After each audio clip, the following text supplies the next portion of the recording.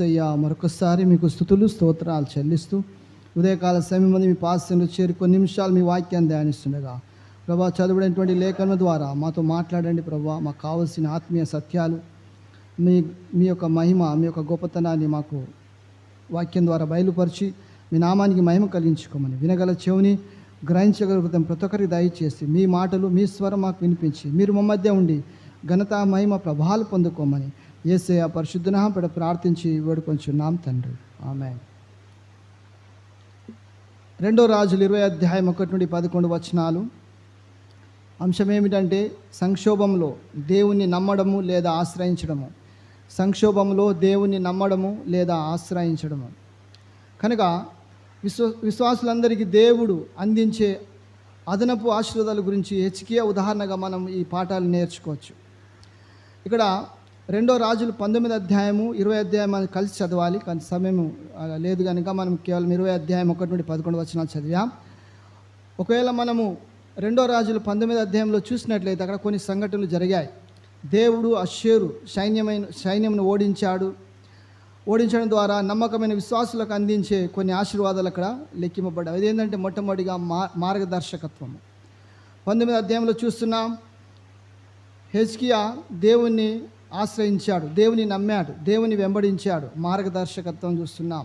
రెండో ఆశీర్వాదం ఏంటంటే ప్రోత్సాహం. దేవుడు యెషయా ద్వారా మరి రాజుని ప్రోత్సహించినట్లుగా చూస్తున్నాం. మూడవది చూసినట్లయితే మరి రక్షణ కల్పించాడు. ఆ పట్టణమును పాడైపోకుండా దేవుడు దాన్ని సురక్షితంగా కాపాడాడు, ఎందుకంటే అది మరి దేవుని పట్టణం. అంతేకాకుండా మరి ప్రజలకు విమోచన కలుగ చేశాడు. ఆ సైన్యం నుండి, ఆ రాజు నుండి, అష్షూరు సైన్యం నుండి రాజు నుండి గొప్ప విమోచన కలిగింది.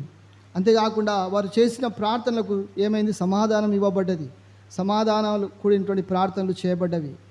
ఆ తర్వాత 6వ విషయం చూసినట్లయితే పునరుద్ధరణ జరిగింది. అక్కడ మళ్ళీ మంచి స్థితిని తీసుకొచ్చాడు. ఆ తర్వాత క్షమాపణ కూడా మనం చూస్తున్నాం. అయితే ఈరోజు మనం ధ్యానించేది 20 అధ్యాయం కనుక 20 అధ్యాయంలో చూసినట్లయితే ఇక్కడ హెజ్కియా యొక్క జీవితం, దేవుడు హెజ్కియా యొక్క విజయాలు మరియు అతని వైఫల్యాలను గురించి ఈ అధ్యాయంలో రాయబడ్డది. అదేంటో చూద్దాం. ఇక్కడ చూసినట్లయితే ఆ దినములలో, అనగా హెజ్కియా పరిపాలించే దినములలో, రాజుగా ఉన్నటువంటి దినములలో మరణకారమైనటువంటి రోగము కలగగా.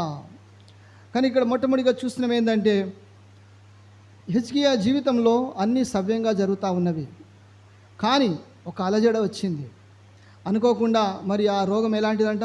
మరణకారమైనటువంటి రోగం, మామూలు రోగం కాదు, మరణకారమైనటువంటి రోగం స్పష్టంగా రాయబడ్డది. కనుక ఇక్కడ మరి రాజు, ఇశ్రాయేల్ రాజులు తర్వాత యూదా రాజులు వేరువేరుగా ఉన్నారు. 2 రాజ్యాలు ఉన్నవి.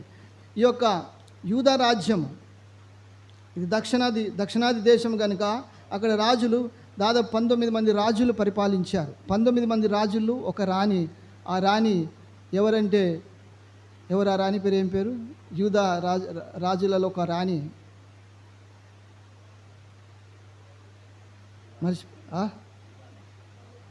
జెజ్బేల్ కాదు, జెజ్బేల్ యొక్క కూతురు అతల్య ఒక రాణిగా తన్ను తాను రాణిగా ప్రకటించుకున్నది. అది దైవ చిత్తం కాదు.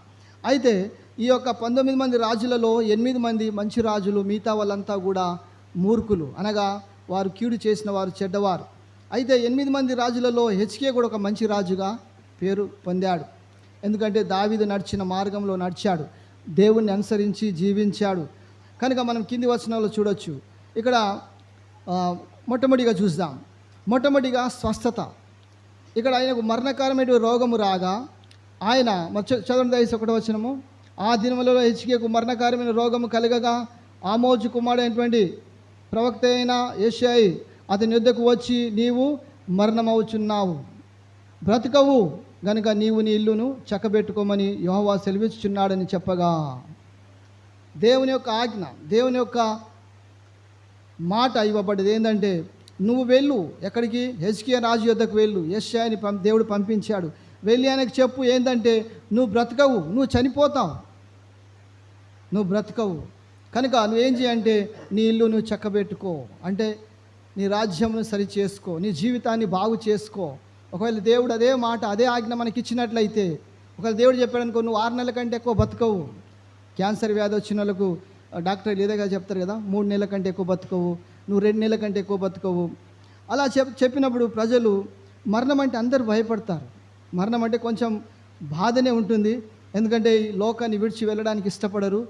తమ ప్రియులు ఉన్నారు, వారి ఆస్తి పాస్తులు ఉన్నవి, అంత పేరున్నది, ప్రఖ్యాతి ఉంది కనుక మరి ఎవరు కూడా ఈ లోకాన్ని విడిచి వెళ్ళడానికి ఇష్టపడరు. కానీ ఇక్కడ దేవుడు స్పష్టంగా చెప్పాడు, నువ్వు చచ్చేదవు అన్నాడు. నువ్వు చనిపోతావు, నువ్వు బ్రతకవు, నువ్వు నిశ్చయంగా చనిపోతావు. కానీ ఏంటంటే మరి నువ్వు నీ ఇల్లును చక్క పెట్టుకోమని ఆజ్ఞాపించాడు. అయితే 2వ వచనం చదవండి దయచేసి.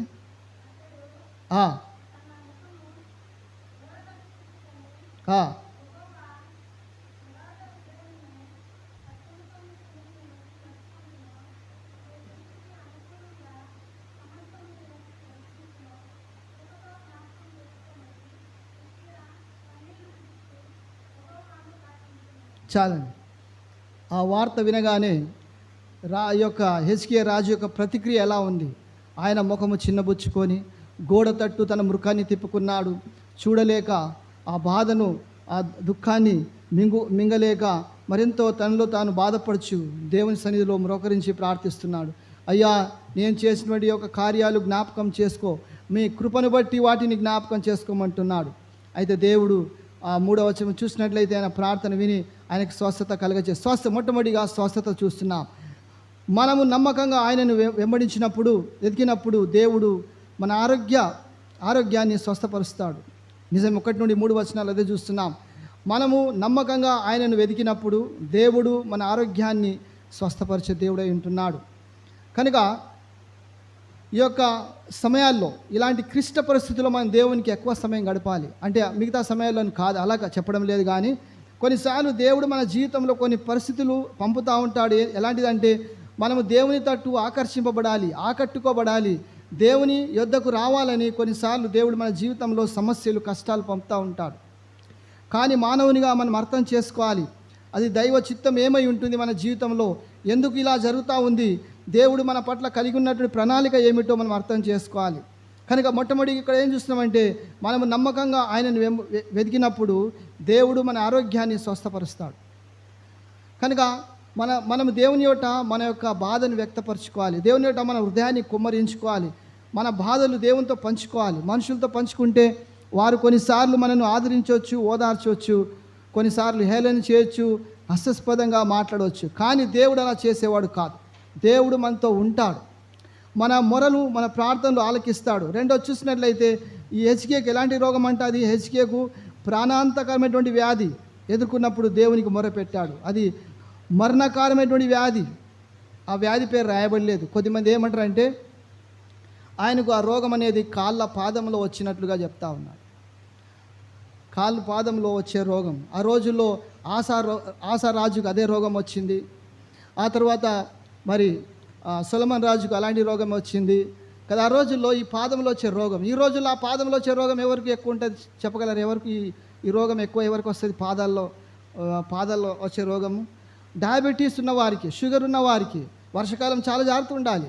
ఎందుకంటే అది చిన్నగా ఆ వ్రేలు పక్కలో ఏమవుతుందంటే ఆ యొక్క స్కిన్ పోయి ఆ తర్వాత పుండు అయిన తర్వాత చివరికి పాదాలు నరికేసిన స్థితి కూడా వచ్చి ఉన్నది. డయాబెటీస్, షుగర్ వ్యాధి ఉన్నవాళ్ళు కొంచెం జాగ్రత్తగా ఉండాలి. అంటే నేను ఆయనకు షుగర్ వ్యాధి ఉందని చెప్పడం లేదు, కానీ ఈ రోజుల్లో ఉన్నటువంటి వ్యాధి అలాంటిది. షుగర్ వ్యాధి ఉన్న వాళ్ళకి ముఖ్యంగా వచ్చే వర్షకాలం ఏదంటే పాదాలు, కాళ్ళ దగ్గర, వేళ్ళ దగ్గర వచ్చే ఆ వ్యాధి. కనుక ఇక్కడ ఆయనకు ఆ వ్యాధి గురించి అంతగా రాయబడలేదు. కానీ ఒకటైతే రాయబడేది ఏంటంటే ఆయనకు వచ్చిన రోగం, ఆ వ్యాధి ఎలాంటిదంటే భయంకరమైనది, మరణకారమైనటువంటి వ్యాధి వచ్చి ఉన్నది. ఈ రోజుల్లో మరణకారమైన వ్యాధులు ఏంటంటే క్యాన్సర్ కానీ, హెచ్ఐవి కానీ, ఎయిడ్స్ రోగం కానీ, తర్వాత కోవిడ్ వచ్చి వెళ్ళిపోయింది, కోవిడ్ కానీ, ఇలాంటివి కొన్ని ఎలాంటివి అంటే అవి మరణకారమైనటువంటి రోగాలు. మనం దాని నుండి ప్రాణాలతో బయటపడాలంటే స్టేజులు తెలుసుకోవాలి. First stage, second, third, fourth అని. ఆ స్టేజులు తెలిసినట్లయితే ప్రాణాలతో 1, 2 తట్టుకోవచ్చు. కొద్దిమంది మూడో స్టేజ్కి వెళ్ళి బ్రతికి బయటపడ్డారు క్యాన్సర్ నుండి, అలాంటి వారు ఉన్నారు. కానీ చివరి స్టేజ్కి వెళ్ళి బ్రతకడము అసాధ్యం, అది దేవుడే కార్యం చేయాలి. కనుక మొట్టమొదటిగా చూస్తున్నాం ఏంటంటే, మనము నమ్మకంగా ఆయనను వెతికినప్పుడు దేవుడు మన అనారోగ్యాన్ని స్వస్థపరుస్తాడు. రెండవది చూసినట్లయితే హెజ్కియా, ఆయనకు వచ్చినటువంటి వ్యాధి మరణకరమైనటువంటి వ్యాధి కనుక ఆయన ఆ సమయంలో దేవునికి మొరపెట్టాడు. మన జీవితంలో అన్నీ సాఫీగా జరిగినట్లయితే మనం దేవుని మర్చిపోతాం. అవునా కదా? కొన్నిసార్లు దేవుని మర్చిపోతాం. ఎందుకు? అన్నీ బాగా జరిగి, ఉద్యోగం ఉంది, చేతిలో డబ్బు ఉంది, ఇంట్లో రేషన్ ఉంది, ఆ తర్వాత కంటి నిండా నిద్ర, కడుపు నిండా అన్నము, జేబు నిండా డబ్బులు, ఇవన్నీ ఉన్నప్పుడు మన దేవుడు జ్ఞాపకం రాడు. అది సహజంగా మనుషుల్లో ఉన్నటువంటి బలహీనత. కానీ ఇక్కడ చూసినట్లయితే ముందుకెళ్దాం. దేవుడు నమ్మకమైన విశ్వాసి యొక్క ఆరోగ్యాన్ని ఏం చేస్తాడు? ఆయన బాగు చేసే దేవుడు, స్వస్థపరిచే దేవుడు. చూడండి దయచేసి ద్వితీయోపదేశకాండం 28 అధ్యాయం 1-2 వచనాలు చదవాలి. ద్వితీయోపదేశకాండం 28 అధ్యాయం 1-2 వచనాలు. నిర్గమకాండం 15 అధ్యాయం 26 వచనము చదవండి దయచేసి. ద్వితీయోపదేశకాండము 28 అధ్యాయం 1-2 వచనాలు. శ్రద్ధగా విని నడుచుకొని ఎడలా హెచ్చించును, విని ఎడలా దీవెనలన్నీ నీ మీదకి వచ్చును. ఇశ్రాయేలుకు దేవుడు ఇచ్చినటువంటి యొక్క దీవెనల గురించి రాయబడ్డది. అదేవిధంగా నిర్గమకాండం 15 అధ్యాయం 26 వచనము.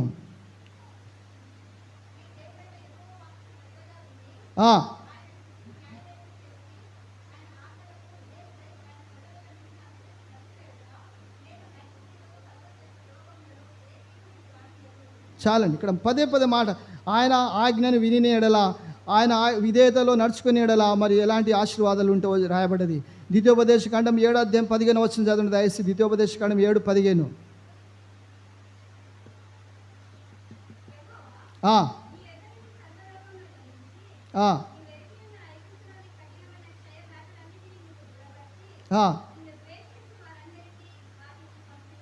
వాటిని పంపి శత్రువులకు అలాంటి వ్యాధులు పంపిస్తుంది. కనుక దేవుడు నమ్మకమైన విశ్వాసి, ఒకవేళ దేవుడు నమ్మకమైన విశ్వాసిగా మనం ఉన్నట్లయితే, దేవునికి నమ్మకమైన విశ్వాసిగా ఉన్నట్లయితే, మన దేవునికి ఎలుగెత్తి మొరపెట్టినప్పుడు, ప్రార్థించినప్పుడు దేవుడు తన చిత్తానుసారంగా ఆయన దయా సంకల్పం చొప్పున ఆయన మనం గ్యారంటీ లేదు కానీ స్వస్థపరుస్తాడు. ప్రార్థించినట్లయితే, ఒకవేళ ఆయన చిత్తంలో అది జరగాలని దేవుడు నిర్ణయించినట్లయితే ఆయన స్వస్థపరుస్తాడు. కనుక దేవుని నుండి 3 రకాల సమాధానం మనం ఆశించవచ్చు. ఒకటి అవును, రెండోది కాదు, మూడోది వేచి ఉండుమంటాడు. కనుక ఇక్కడ మరి హెజ్కియా విషయానికి వచ్చినట్లయితే దేవుడు సమాధానం ఇచ్చేశాడు. ఆయన మొరపెట్టినప్పుడు దేవుడు ఆయన ప్రార్థనకు జవాబు ఇచ్చేశాడు, అవునని చెప్పాడు. ముందుకెళ్ళినట్లయితే మనం ఇక్కడ చూస్తున్నాం ఏంటంటే, విశ్వాసం ఉన్నప్పుడే దేవునికి అన్నీ సాధ్యమే. మనలో విశ్వాసం కావాలి. మరి ఇక్కడ హెజ్కియా కూడా దేవుని యందు విశ్వాసం కలిగి ఉన్నాడు. దేవుని సన్నిధిలో మ్రోకరించి మొరపెడుచున్నాడు, దేవా వాటన్నిటిని జ్ఞాపకం చేసుకోమంటున్నాడు. కనుక విశ్వాసము ఉన్నప్పుడే దేవునికి అన్నీ సాధ్యమే. కనుక ఆదికాండంలో చూద్దాం 18 అధ్యాయం 14 వచనము. అదేవిధంగా లూకా సువార్త 1:37 చదవండి దయచేసి. ఆదికాండం 18:14. దేవునికి అసాధ్యమైనది ఏదైనా ఉన్నదా?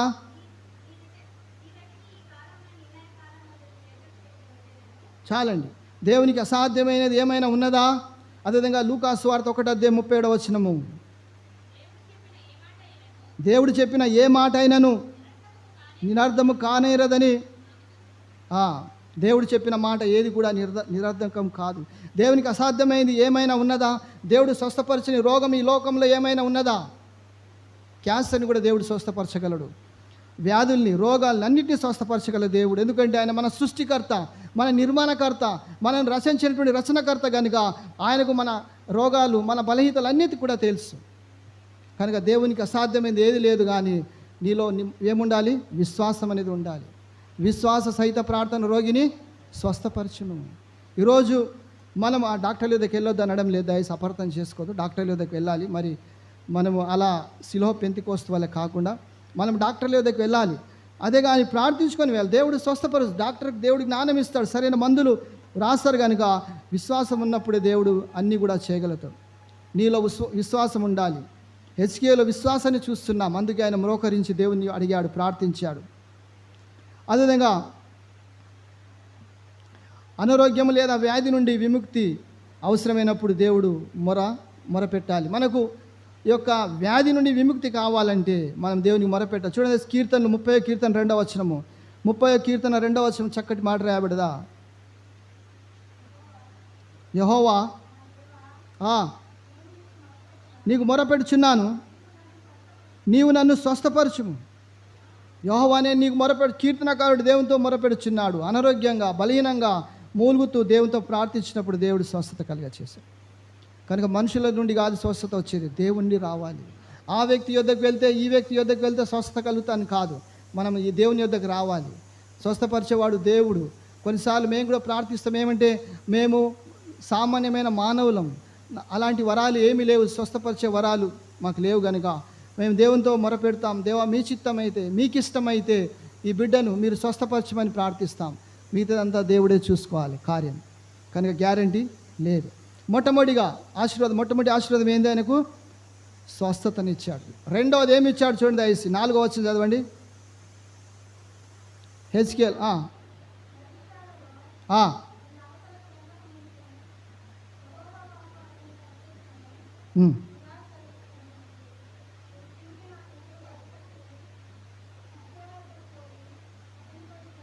ఇట్లా అనుము,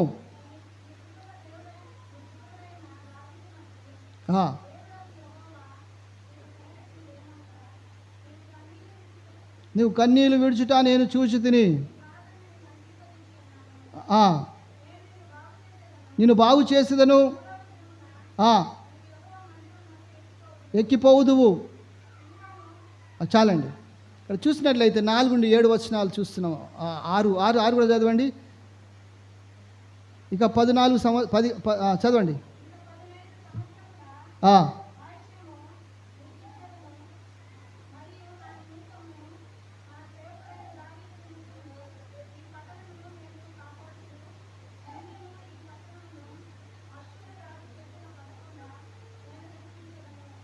ఏడవ వచనము, పిమ్మట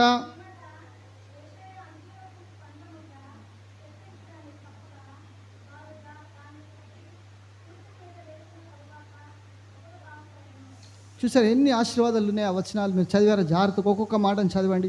ఎంత అద్భుతంగా ఎప్పుడైతే హెజ్కియా దేవుని ప్రార్థించినప్పుడు ఎన్ని మేలులు, 1 కాదు 2 కాదు, అక్కడ ఎన్నో మేలులు ఉన్నవి. మనం చూసినట్లయితే రెండో ఆశీర్వాదం ఏంటంటే సుదీర్ఘ జీవితం లేదా ఆయుష్ కాలం. దేవుడు ఆయన ఆయుష్ను పొడిగించాడు, 15 సంవత్సరాల ఆయుష్ను పొడిగించాడు. ఇది సాధ్యం కాదు, మానవులకు సాధ్యం కాదు, దేవునికే సాధ్యము. కనుక విధేయుడైనటువంటి విశ్వాసి యొక్క జీవితాన్ని పొడిగించేందుకు దేవుడు మనకు ఒక ఆఫర్ ఇస్తాడు. కనుక ఇక్కడ ఆయన జీవితంలో చూసిన 15 సంవత్సరాల ఆయుష్ని పొడిగించాడు. మొట్టమొదటిగా స్వస్థతని చేశాడు, రెండవది ఆయుష్ని పొడిగించాడు. కనుక అందరికీ చాలా కాలం బ్రతకాలని ఆశ, అవునండి, అందరికీ 100 సంవత్సరాలు బ్రతకాలని కోరిక, కానీ అది దేవునికే సాధ్యం. కానీ ఇక్కడ ఆయన ఆయుష్ని పొడిగించాడు. కొద్దిమంది ఏమంటారంటే హెజ్కియాకు వివాహమైంది కానీ ఆయనకు సంతానం లేదు. ఆయనకు సంతానం లేదు కనుక ఒకవేళ హెజ్కియా ఈ రాజు చనిపోయినట్లయితే పరిస్థితి ఏంటి? దావీదు సింహాసనంలో ఉండి రాబోయే రాజు ఎవరు?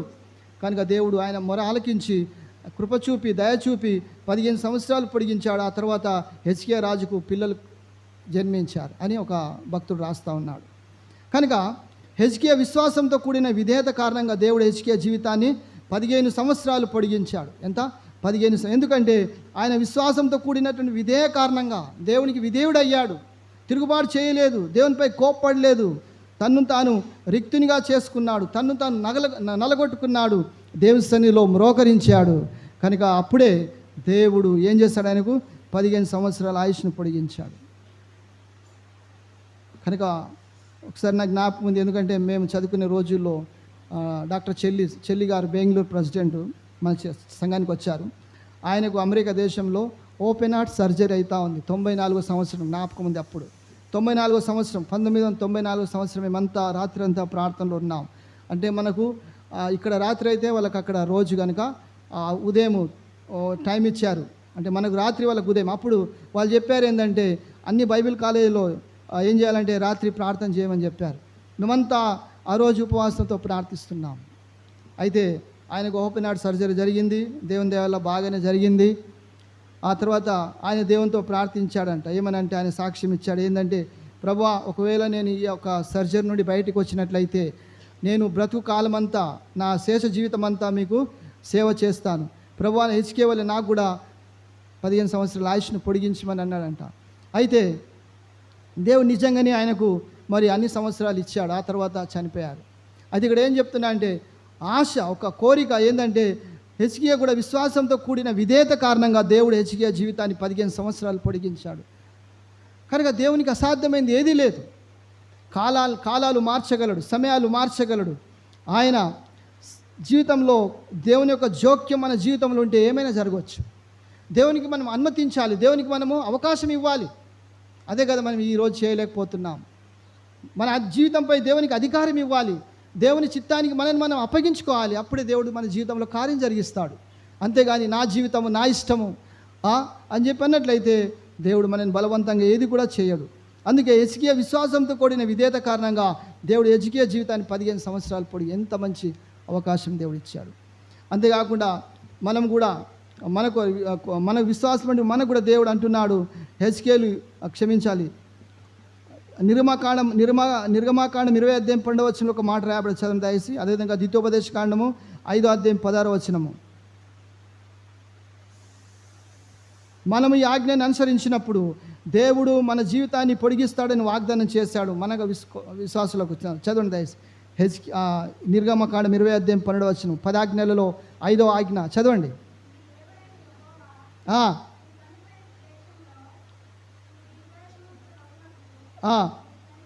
నీ తండ్రిని నీ తల్లిని సన్మానింపుము. నీ తల్లిని నీ తండ్రిని సన్మానించినట్లయితే ఈ యొక్క ఆశీర్వాదం మనం పొందుకుంటాం. ఎఫెసీ 6వ అధ్యాయంలో కూడా అదే రాయబడేది కదా, అవునా కదా? ఎఫెసీ 6వ అధ్యాయంలో కూడా అదే మాట రాయబడేది. 1 నుండి 4 వచనాల్లో నీ తల్లిని నీ తండ్రిని నువ్వు సన్మానించమంటున్నాడు. అప్పుడు నీకు దీర్ఘాయువును దేవుడు దయచేస్తానంటున్నాడు.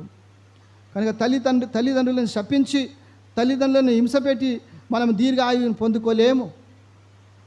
కొన్నిసార్లు ఆటో రిక్షాల పైన వెనుక రాస్తుంటాయి ఏమంటే, తల్లిదండ్రుల యొక్క ఆశీర్వాదము, తర్వాత తల్లి యొక్క దీవెన. అలాంటి ఆటోలో వెనుక లారీల వెనుక రాస్తారు. కానీ అలాంటి వాళ్ళు తల్లిదండ్రులు పట్టించుకోరు. కానీ వెనుకేముంటుంది? తల్లి దీవెన, తల్లిదండ్రుల ఆశీర్వాదము. వాళ్ళని వెళ్ళి ఒకసారి వాళ్ళ తల్లిదండ్రులు అడిగినట్లయితే, మీ పిల్లలు మిమ్మల్ని పట్టించుకుంటారంటే అసలు మాకు అన్నం కూడా పెట్టారని చెప్తారు. ఎంత మోసం, ఎంత అవమానం. కనుక మనకు దేవుడు ఇచ్చాడు ఏంటంటే, నీ ఆయుష్ పొడిగించడానికి నువ్వు చెట్ల మందులో లేకపోతే డైట్ కంట్రోల్, అది కాదు. రాయబడ్డది, దేవుడు స్పష్టంగా రాశాడు కదా, నీ తల్లిని నీ తండ్రిని సన్మానించి, మీద 5వ ఆజ్ఞ. అలా చేసినట్లయితే దేవుడు నీ ఆయుష్ని పొడిగిస్తానంటున్నాడు. అంతేకాకుండా చూద్దాం, దయచేసి ముందుకెళ్దాం. ఆ తర్వాత చూసినట్లయితే ఆత్మ నడిపించే విధేయత మన జీవితాన్ని ఉన్నదానికంటే ఎక్కువ కాలం పొడిగిస్తుంది. కనుక మనం ఆత్మచేత నడిపింపడాలి, విధేయత మన జీవితంలో కలిగి ఉండాలి. చూడండి దయచేసి అదేవిధంగా మనం చదువుదాం. ద్వితీయోపదేశకాండం 5వ అధ్యాయం 32, 33 వచనాలు చదవండి.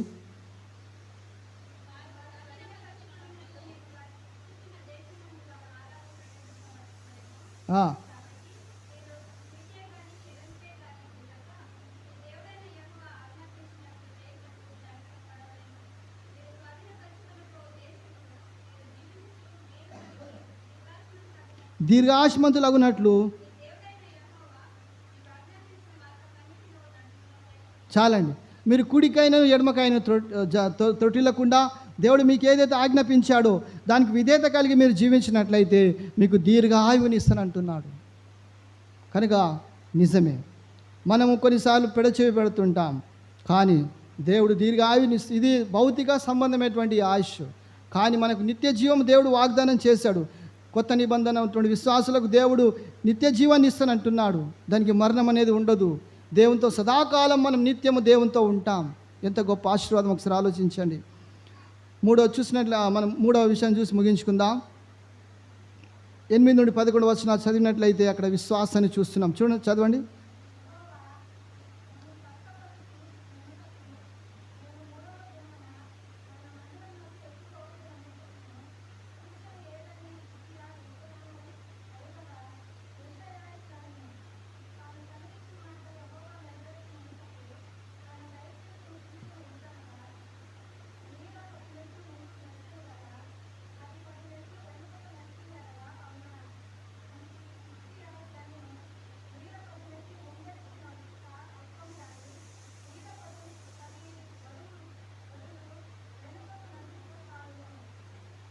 చాలండి. చూసినట్లయితే హెచ్కే చేసింది మంచి పని కాదు. ఎందుకంటే దేవుడు ఆల్రెడీ చెప్పాడు, నువ్వు 3వ దినమున ఎక్కి వెళ్ళుదావని చెప్పాడు, మందిరానికి వెళ్ళుదామని చెప్పాడు, నువ్వు బాగా అవుతావు, స్వస్థత నొందుతావు, నీ ఆయుష్ పొడిగించబడ్డది అన్నీ చెప్పిన తర్వాత కూడా అని ఏమనంటే గ్యారెంటీ ఏంది, రుజువేమిటి, దానికి ఒక ఆనవాలు నాకు ఇవ్వమని అడిగాడు. కానీ ఆయన అవిశ్వాసాన్ని వ్యక్తపరిచాడు. మన విశ్వాసం లేనప్పుడు కూడా దేవుడు విశ్వాసపాత్రుడిగా ఉంటాడు. జ్ఞాపకం ఉంచుకోవాలి. మనము మనలో విశ్వాసం లేనప్పుడు కూడా దేవుడు మన పట్ల విశ్వాసపాత్రుడిగా ఉంటాడు. ఎన్నో మార్లు మనం దేవుని నమ్మలేదు, ఎన్నో మార్లు దేవుని మనము విశ్వాసం కలిగి లేనప్పటికీ కూడా దేవుడు మన పట్ల విశ్వాసపాత్రుడిగా ఉంటున్నాడు.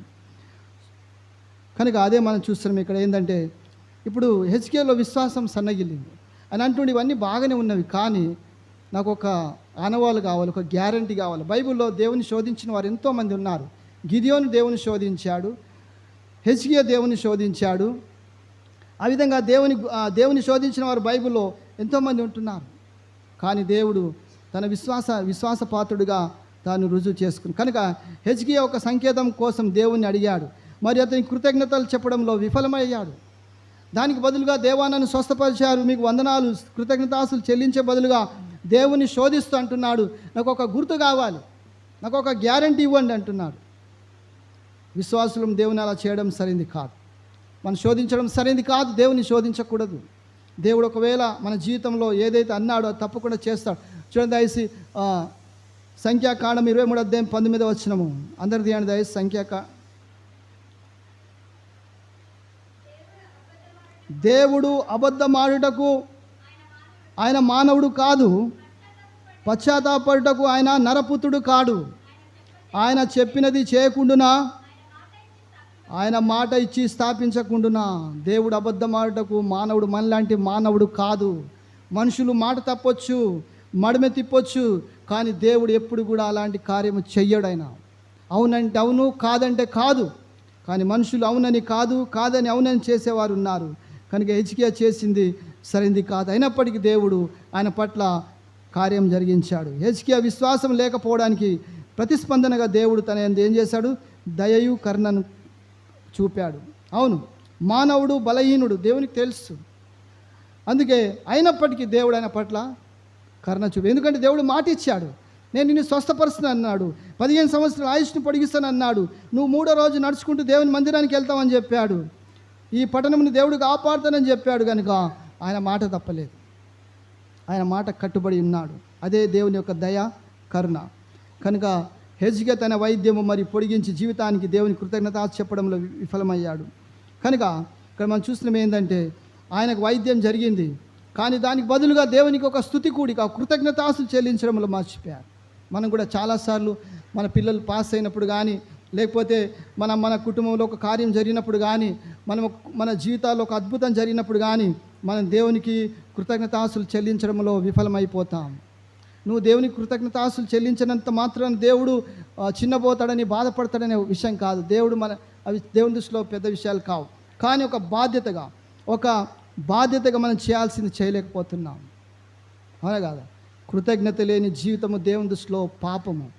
అది దేవుని వాక్యం చెప్తాం, నా జనులు నాకు విరోధంగా 2 పాపాలు చేశారు. ఒకటి అవిశ్వాసము, అవిధేయత. రెండవది కృతజ్ఞత లేకపోవడమే. ఈరోజు మనం దేవుని దృష్టిలో పాపం చేయించున్నాం. ఎందుకంటే దేవుని పట్ల కృతజ్ఞత లేని జీవితాలు. దేవుడు ఏం చేశాడు? దేవుడు నాకేమి ఇచ్చాడు? నేను కష్టపడుతున్నా కదా ఇల్లు సంపాదించుకున్నాను, నేను కష్టపడే కదా ఈ బండి కొనుక్కున్నాను, నేను బాగా తింటున్నాను కనుక ఆరోగ్యంగా ఉన్నాను అనుకుంటున్నాం. కానీ దేవుడు నీకు ఒకవేళ ఆరోగ్యం ఇవ్వనట్లయితే నువ్వు కష్టపడగలవా? దేవుడు వర్షాన్ని ఇవ్వనట్లయితే నువ్వు పంట పండించగలవా? అది ఆలోచించడం లేదు. కనుక దేవుని విశ్వసనీయత మన విశ్వసనీయతపై ఆధారపడి లేదని తెలుసుకోవాలి. దేవుని యొక్క విశ్వసనీయత మన విశ్వసనీయతపై ఆధారపడి లేదు.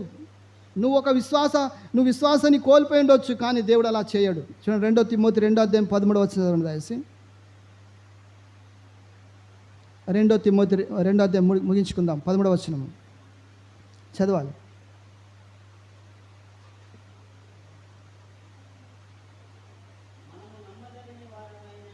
మనము నమ్మదగని వారమైనను ఆయన నమ్మదగిన వాడు. చూడండి, మా ఆయన స్వభావమునకు విరోధంగా ఏది చేయడు. మనము నమ్మదగిన వారము కాకపోయినను ఆయన నమ్మదగిన వాడు కనుక ఆయన స్వభావమునకు విరోధంగా ఏది చేయడు.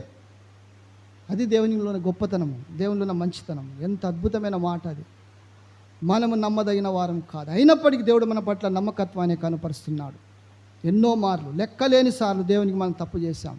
దేవుడు మనకి క్షమిస్తున్నాడు, చేర్చుకుంటున్నాడు, ఆశ్రయాన్ని కల్పిస్తున్నాడు. కనుక స్వస్థత ఎంత అద్భుతంగా జరిగిందని మీరు గమనించారా? అక్కడ ఏం ఏం ఏం మందు పెట్టారు, ఏమి ఇచ్చారు, ఏం తీసుకొచ్చి పెట్టారు, ఏం కట్టారు అక్కడ? అంజూరపు ఆకుల యొక్క ముద్ద. అక్కడనే మన ముందర ఎన్నో చెట్లు ఉన్నాయి చూడండి, అక్కడ ఎన్నో చెట్లు. దేవుడు అన్నాడు అనుకో, అది అందులో నుంచి ఒక ఆకు తీసుకొని పెట్టుకోమంటే చూసారా ఎంత దేవుని యొక్క స్వస్థత అనేది ఎంత అద్భుతంగా ఉంది అక్కడ. అంటే కళ్ళ ముందర ఉండేది అంజూరపు చెట్లు అక్కడ చాలా ఉంటాయి ఇజ్రాయెల్ దేశంలో. అక్కడ కొన్నిసార్లు విశ్వాసం అనేది ఇంపార్టెంటు. ఈ బాంబులు కావు, జెండు బాంబు, ఈ బాంబు, టైగర్ బాంబు అలాంటివి కావు, నీలో విశ్వాసం అనేది ఉండాలా. కొద్దిమంది విచిత్రం ఏంటంటే జెండు బాంబు తీసుకొస్తారు, దీని కొరకు ప్రార్థించండి. జెండు బాంబుకు ప్రార్థించడం ఏంటి? అదే పని చేస్తుంది. అందులో అది తలనొప్పి తగ్గించే దాంట్లో స్తోమత ఉంది, మళ్ళీ దానికి ప్రార్థన, డబల్ ప్రార్థన ఏంటి? సరే నూనె కొరకు ప్రార్థించండి, కొబ్బరి నూనె కొరకు ప్రార్థించండి అంటే ఓకే, వారి విశ్వాసము. కనుక నేను అంటున్నా ఏంటంటే తప్పు రైట్ అని చెప్పడం లేదు, కానీ నీలో విశ్వాసం ఉండాలి అంతే. దేవుడు మిగతా కార్యం చేసుకుంటాడు. నీలో నమ్మకం ఉండాలి, విశ్వాసం. నువ్వు నమ్మినట్లయితే దేవుడు సమస్తాన్ని సాధ్యపరుస్తాడు.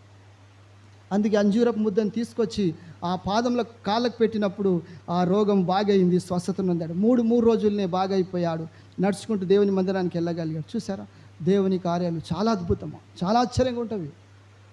ఇక్కడ అది కాదు, నువ్వు ఏ మందులు తింటున్నావు, ఏ మెడిసిన్స్ తింటున్నావు, ఏ ఆయింట్మెంట్ రాసుకుంటున్నావు, అది కాదు. కానీ దేవుడు తలుచుకుంటే క్షణంలో స్వస్థపరచగలడు. అందుకని హెచ్కేయ జీవితంలో జరిగిన అద్భుతాలు చూడండి, ఎంత అద్భుతం జరిగాది. కనుక మన జీవితంలో కూడా ఇలాంటి సమస్యలు రావచ్చు, కష్టాలు రావచ్చు, ఊహించని విధంగా ఇలాంటివి ఒడదొడుకులు రావచ్చు. మనం సిద్ధపడి ఉండాలి. నేను చూస్తాను కొన్నిసార్లు కష్టాలు వచ్చినప్పుడు ఆల్నైట్ ప్రేయర్కి రావడము, లేకుంటే ప్రార్థనలో యాక్టివ్గా ఉండడము, ఇంకా ఎక్కువగా దేవునితో సమయం గడపడం చేస్తుంటారు. అది క్రైస్తవులకు తగింది కాదు. అన్ని సమయాల్లో దేవునికి మనం కృతజ్ఞత కలిగి ఉండాలి. అలాంటి పరిస్థితి రాకుండా మనం చూసుకోవాలి, దేవుని ప్రార్థించాలి.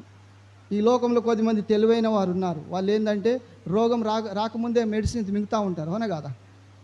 వాళ్ళు రోగం రాకముందే వస్తుందేమో, నాకు జ్వరం వస్తుందేమో అని చెప్పి జ్వరం ట్యాబ్లెటు, నాలో విటమిన్ B12 తక్కువ ఉన్నది, నాలో కాల్షియం తక్కువ ఉన్నది, విటమిన్లు, తర్వాత ఇలాంటి జింక్ కానీ ఇలాంటి మందులు తక్కువని చెప్పి వాళ్ళు డాక్టర్ చెప్పకముందే ఒక్కొక్కటి మింగుతూ ఉంటారు, వారానికి ఒక్కటి మింగుతూ ఉంటారు. ఎందుకు? ఆరోగ్యంగా ఉండాలని. మంచి ఆలోచన, మంచిదే. కనుక సిద్ధపాటు అనేది ఉండాలి, మనం సిద్ధపాటుతో ఉండాలి. కనుక దేవుని చూసాం, ఇంకనే ముగిస్తాను, సమయం ఏంది కనుక. ఏంటంటే చూసాం దేవుడు ఎన్ని ఆశీర్వాదాలు ఇచ్చాడు.